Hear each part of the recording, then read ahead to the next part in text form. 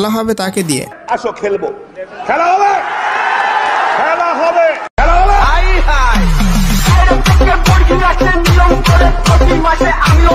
আমি তো কিছুই বুঝলাম না, খেলা হবে বলে বলে কোথায় গেল? খেলা শুরু হইলে কখন আর শেষ হইলে কখন? কিছুই তো বুঝলাম না। আমার কোনো মাস্তান দরকার নাই, লাঠির দরকার নেই, বন্দুকের দরকার নাই, কারণ আমি নিজেই জানি আমার চেয়ে বড় মাস্তান কেউ নাই। আমার বহুত বুকের ভিতরে বহুত সাহস আছে। যা করার দরকার তাই করবো এবং প্রতিশোধ না শুধু প্রতিঘাত করবো। মজা নেই আ রাহা হ্যায়।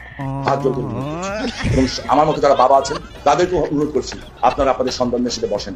দেশ কিন্তু অনেক কঠিন অবস্থা পার করছে। এই অমানবিকতা, অমানবিক আমাদের সবার প্রিয় শোরুম আল হাসান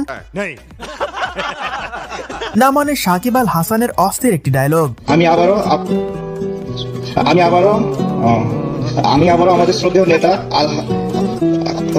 আমি আবার ক্লান্ত পথচারী, এই কাঁটার মুকুট লাগে ভারী। আরে ভাই সরি, দুঃখিত। সরি বললেই সব সমস্যার সমাধান হয়ে যাবে। আগামীকাল এই পবিত্র ঈদ উল আজহার নামাজের জানাজা।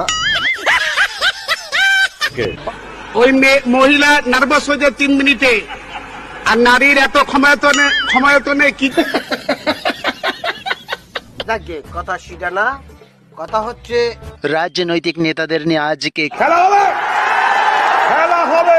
মাননীয় স্পিকার, 1916-17 অর্থ বছরের সম্পূরক বাজেট মাননীয় মন্ত্রী 2016-17।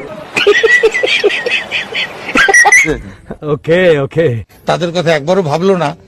এই অমানবিকতা, অমানবিক আরে তো জিবাটকে অনামিক